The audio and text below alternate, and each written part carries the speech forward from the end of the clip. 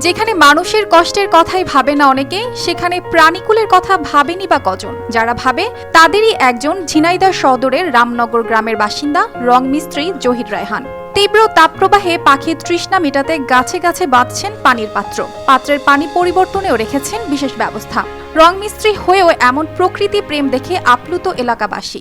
গাছে গাছে ব্যাঙ্গি যাতে পাখি বা অন্যান্য সে যারা পানি খেতে পারে সেই ব্যবস্থা জহিরান করছে। এটা খুব সুন্দর উদ্যোগ আমি মনে করি।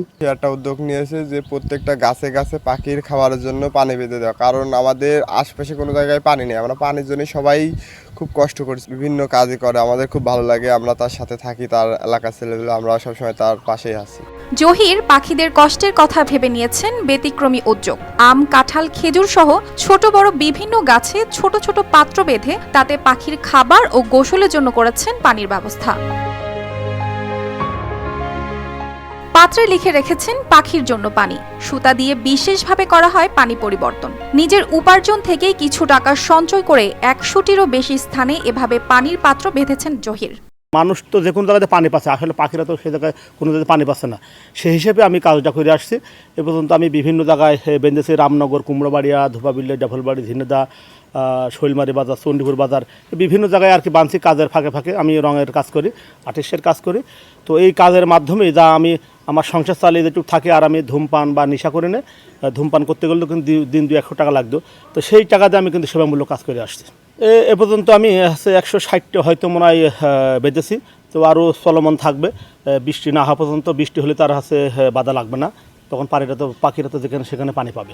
51 বছর বয়সী জহির রায়হান কৃষক পরিবারের সন্তান। মাত্র 4 মাস লেখাপড়ার সুযোগ হয়েছিল তার। তবে লেখাপড়ার প্রতি আগ্রহ থাকায় নিজে নিজেই বই পড়তেন। বর্তমানে রং মিস্ত্রি পেশায় নিয়োজিত। শুরুতে পোল্ট্রি মুরগির পানির পাত্র গাছে স্থাপন করতেন। খরচ বাঁচাতে ছোট বড় কৌটা কিনে তা কেটে ছিদ্র করে সুতো দিয়ে বেঁধে দেন। এতে করে পানি ফুরিয়ে গেলেও যে কেউ সুতা দিয়ে টেনে পাত্র নামিয়ে তাতে পানি দিয়ে আবারও ডালে বেঁধে রাখতে পারেন। দেশপ্রেমিক মোহাম্মদ জহির রায়হান 2007 সাল থেকে পাখির জন্য কাজ করে আসছেন। এছাড়াও তিনি রাস্তার ধার দিয়ে গাছ লাগিয়ে থাকেন, মাঠের মাঝে টিউবওয়েল পুঁতে দিয়ে থাকেন।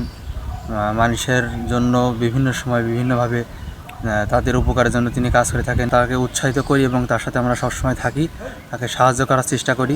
তীব্র গরমে পাখিদের জন্য পানি ব্যবস্থা সত্যি অসাধারণ উদ্যোগ। জহির রায়হানকে অনুসরণ করে সমাজের অন্যদেরকেও এমন প্রকৃতির প্রেমে এগিয়ে আসার প্রত্যাশা গ্রামবাসীর। News desk, RTV।